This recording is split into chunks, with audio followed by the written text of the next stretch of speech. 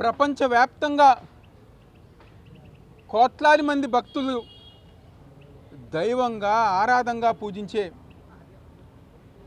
తిరుమల తిరుపతి దేవస్థానం శ్రీ వెంకటేశ్వర స్వామి యొక్క ప్రసాదం గురించి ఒక ముఖ్యమంత్రి స్థానంలో ఉన్న నారా చంద్రబాబు నాయుడు వాళ్ళ తెలుగుదేశం పార్టీ మీటింగ్లో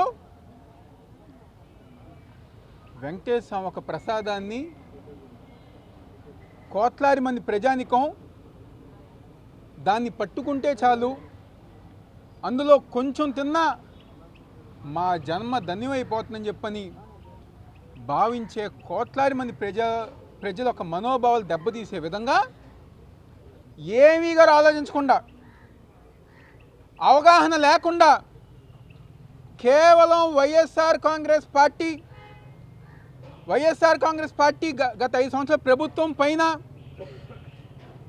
ఒక అబద్ధపు ప్రచారం చేయాలని చెప్పిన ఒక ఉద్దేశంతో ఆ ప్రసాదంలో పంది కొవ్వు, జంతువుల కొవ్వు కలిసిందని చెప్పని మాట్లాడిన నీచమైన మనుషులు, ముఖ్యమంత్రులు, నాయకులు ఎవరు ఉన్నారంటే అది కూటమి ప్రభుత్వానికి సంబంధించిన వాళ్ళు.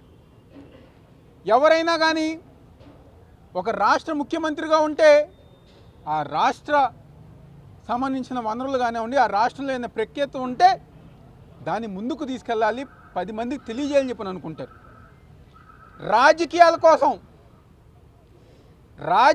కోసం దేవుని కూడా వాడుకునే దిగజారిపోయిన రాజకీయ నాయకులు ఎవరు ఉన్నారంటే అది చంద్రబాబు నాయుడు, పవన్ కళ్యాణ్.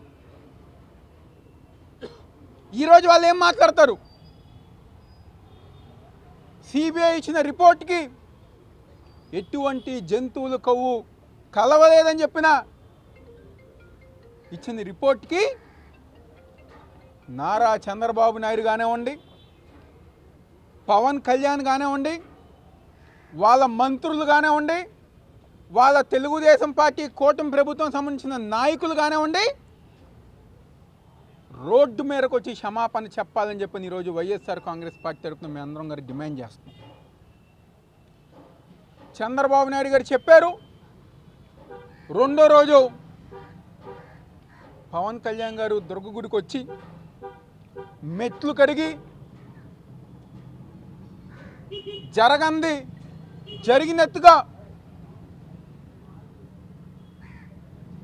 ఆ రోజు ఆయన గారు ప్రచారం చేశారు. పవన్ కళ్యాణ్ గారు మేము డిమాండ్ చేస్తున్నాం,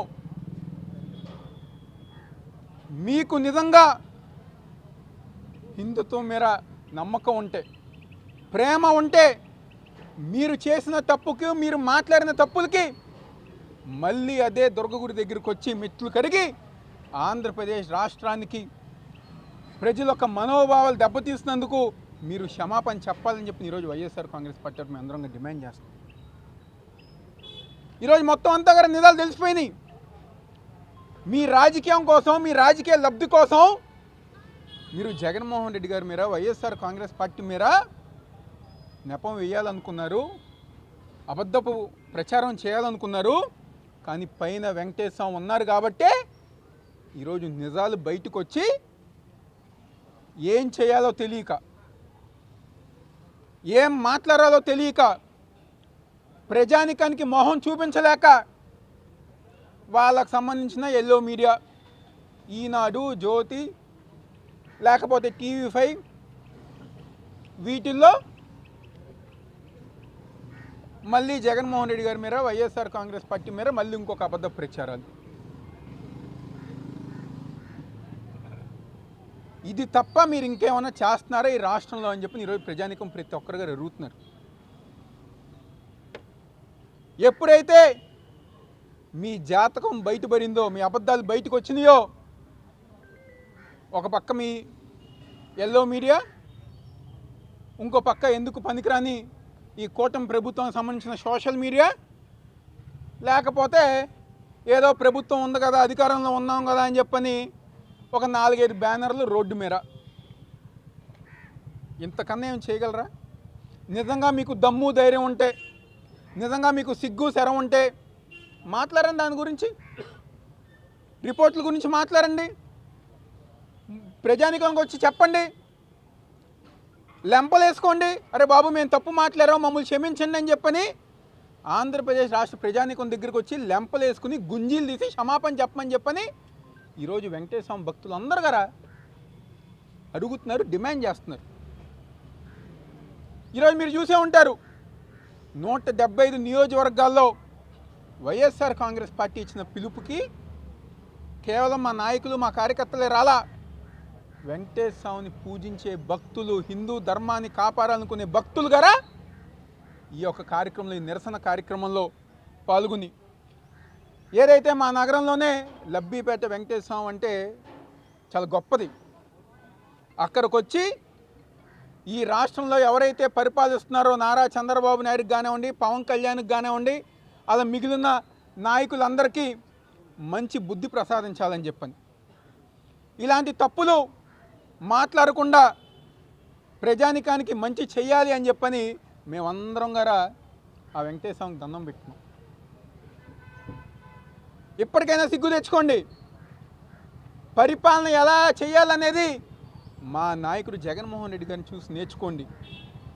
5 సంవత్సరాలు సంక్షేమం, అభివృద్ధి అన్ని మతాలకి అన్ని కులాలకి సమానమైన న్యాయం చేసుకుంటూ ఇటువంటి మీరు చేసే చిల్లర రాజకీయాలు 5 సంవత్సరాలు ఎక్కడగర మా నాయకుడు చేయకుండా ప్రజానికానికి మంచి చేసిన నాయకుడు ఉన్నారంటే అది మా నాయకుడు జగన్మోహన్ రెడ్డి గారు.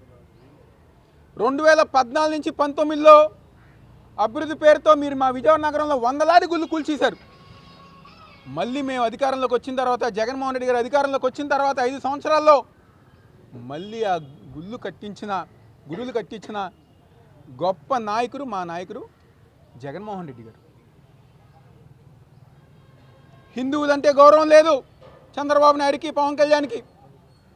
హిందువుల మనోభావాలంటే గౌరవం లేదు వాళ్ళిద్దరికీ. కేవలం రాజకీయాల కోసం ఎంతకైనా దిగజారిపోయే మనస్తత్వం ఉన్న నాయకులు వాళ్ళిద్దరూ. ఈరోజు ఆ రిపోర్ట్లు వచ్చినాయి. సంవత్సరం పాటు ఇన్ని అబద్ధాలు సుబ్బారెడ్డి గారి పైన, కరుణాకర్ రెడ్డి గారి పైన, మీకు ఇష్టం లేని అధికారుల పైన, ఏదో మీ చేతిలో పోలీసులు ఉన్నారు, లేకపోతే ఏదో ఒక 10 మంది మా తెలుగుదేశం పార్టీ అధికారులను అనుకూలంగా ఉన్న అధికారులకు వేసి సిట్ అని పేరు పెట్టేసి వాళ్ళు ఏది చెప్తే అది ప్రచారం చేసుకుందామని చెప్పని మీరు అనుకున్నారు. కానీ పైన దేవుడు ఉన్నారు, సుప్రీంకోర్టు న్యాయస్థానం ఉంది, సిబిఐ వాళ్ళకి ఇస్తే ఎటువంటి జంతువులు కొవ్వు కలవలేదు, కల్తీ ఎక్కడ జరగలేదని చెప్పని నిర్మోమటంగా ఇచ్చింది. కాబట్టి ఇప్పటికైనా క్షమాపణ చెప్పండి, దేవుడి పేరుతో రాజకీయాలు చేయమాకండి, ప్రజానికే మీకు బుద్ధి చెప్పే రోజులు దగ్గరగా ఉన్నాయి. ఒకటే చెప్పుతున్నా తెలుగుదేశం పార్టీ నాయకులకి, లేదా కూటమిలో ఉన్న జనసేన మిగిలిన వాళ్ళందరికి గారా, ఏ రోజైతే వెంకటేశ్వర స్వామి మీద మీరు మాట్లాడారో, ఆ మహాప్రసాదం గురించి మీరు మాట్లాడారో, ఆ రోజు నుంచి చంద్రబాబు నాయుడికి, పవన్ కళ్యాణ్కి వాళ్ళందరికి గారా బ్యాడ్ టైం స్టార్ట్ అయిపోయింది.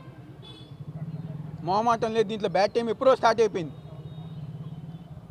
ఎవరైతే వాళ్ళని చూసి రెచ్చిపోతున్నా తెలుగుదేశం పార్టీ నాయకులు ఉన్నారో, జనసేన పార్టీ నాయకులు ఉన్నారో, ఆ దేవుడు ఉసురు గారు మీకు తగులుతుంది, జాగ్రత్త. దేవుణ్ణి, ప్రసాదాన్ని రాజకీయాలకి దూరంగా ఉంచితే మీకు మంచిదని చెప్పని ఈరోజు వాళ్ళందరి గారు చెప్తూ మీకు దమ్ము ధైర్యం ఉంటే సంక్షేమం మీరు ఇచ్చిన హామీలు నెరవేర్చండి, మీకు దమ్ము ధైర్యం ఉంటే అభివృద్ధి కార్యక్రమాలు చేయండి. కులాలు, మతాలు, ప్రాంతాలు, ఈ రాజకీయం, ఈ విధమైన రాజకీయాలు ప్రజానికం చూస్తున్నారు. మీరు చేసే రాజకీయాలన్నీ 2029లో మళ్ళీ జగన్మోహన్ రెడ్డి గారిని ముఖ్యమంత్రిగా చేసుకుని 5 సంవత్సరాలు ఈ రాష్ట్రంలో జరిగిన అభివృద్ధి, సంక్షేమ పరిపాలన, అన్ని మతాలని సమానంగా చూసే పరిపాలన, అన్ని మతాలకి ప్రాధాన్యత మంచి చూసే పరిపాలన, జగన్మోహన్ రెడ్డి గారు ఒక పరిపాలన ప్రజానికమే తీసుకొస్తారని చెప్పిన సందర్భంగా చెప్తూ ఈరోజు ఈ యొక్క కార్యక్రమాన్ని విజయవంతం చేసిన మా తూర్పు నియోజకవర్గ నాయకులకి, కార్యకర్తలకి ఇంత గొప్పగా ఒక పిలుపుతో వచ్చిన వేలాది మంది ప్రజానికానికి అందరి ద్వారా మా ఒక ధన్యవాదాలు నమస్కారాలు తెలియజేస్తూ సెలవు తీసుకుంటున్నాను.